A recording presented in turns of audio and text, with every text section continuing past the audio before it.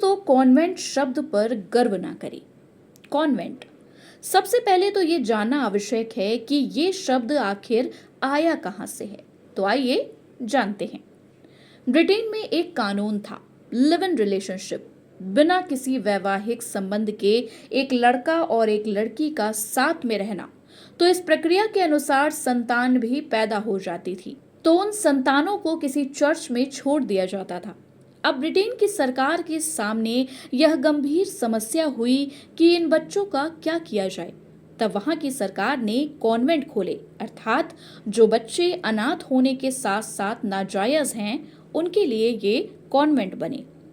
उन अनाथ और नाजायज बच्चों को रिश्तों का एहसास कराने के लिए उन्होंने अनाथालयों में एक फादर, एक मदर, एक सिस्टर की नियुक्ति कर दी, क्योंकि ना तो उन बच्चों का कोई जायज बाप है, ना ही माँ है। तो कॉन्वेंट बना नाजायज बच्चों के लिए जायज। इंग्लैंड में पहला कॉन्वेंट स्कूल सन 1609 के आसपास एक चर्च में खोला गया था, जिसके ऐतिहासिक तथ्य भी मौजूद हैं। और भारत में पहला कॉन्वेंट स्कूल कलकत्ता में सन 1842 में खोला गया था, परंतु तब हम गुलाम थे और आज तो लाखों की संख्या में कॉन्वेंट स्कूल चल रहे हैं। जब कलकत्ता में पहला कॉन्वेंट स्कूल खोला गया, उस समय इसे फ्री स्कूल कहा जाता था।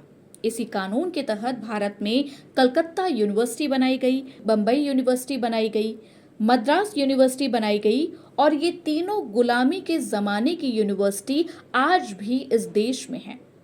मैकाले ने अपने पिता को एक चिट्ठी लिखी थी, बहुत मशहूर चिट्ठी है।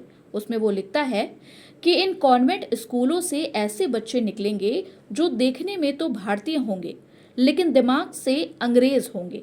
इन्हें अपने देश के बारे में कुछ पता नहीं होगा, इनको अपनी संस्कृति के बारे में कुछ पता नहीं होगा, इनको अपनी परंपराओं के बारे में भी कुछ पता नहीं होगा, इनको अपने मुहावरे ही नहीं मालूम होंगे। जब ऐसे बच्चे होंगे इस देश में तो अंग्रेज भले ही चले जाएं, इस देश से अंग्रेजियत नहीं जाएगी।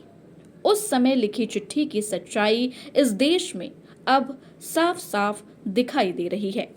और उस एक्ट की महिमा देखिए कि हमें अपनी भाषा बोलने में शर्म आती है। अंग्रेजी में बोलते हैं कि दूसरों पर रुआब पड़ेगा। अरे, हम तो खुद में ही हीन हो गए हैं। जिसे अपनी भाषा बोलने में शर्म हो, दूसरों पर क्या असर पड़ेगा। लोगों का तर्क है कि अंग्रेजी अंतर्राष्ट्रीय भाषा है। दुनिया में 204 देश हैं और अंग्रेजी सिर्फ 11 देशों में ही बोली, पढ़ी और समझी जाती है। फिर ये कैसे अंतर्राष्ट्रीय भाषा है। शब्दों के मामले में भी अंग्रेजी समृद्ध नहीं, दरिद्र भाषा है। इन अंग्रेजों की जो बाइबल है वो भी अंग्रेजी में नहीं थी और ईसा मसीह अंग्रेजी नहीं बोलते थे। ईसा मसीह की भाषा और बाइबल की भाषा अरमेक थी।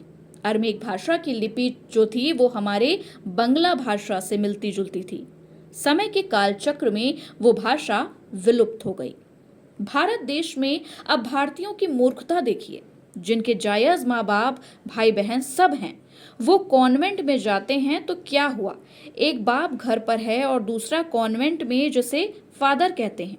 आज जिसे देखो कॉन्वेंट खोल रहा है, जैसे बजरंगबली कॉन्वेंट स्कूल, माँ भगवती कॉन्वेंट स्कूल। अब इन मूर्खों को कौन समझाइए कि भैया माँ भगवती या बजरंगबली का कॉन्वेंट से क्या लेना देना। दुर्भाग्य की बात यह है कि जिन चीजों का हमने त्याग किया, अंग्रेजों ने वो सभी चीजों को पोषित और संचित किया, फिर भी हम सबने उनकी त्यागी हुई गुलाम सोचकर आत्मसात कर गर्वित होने का दुस्साह किया।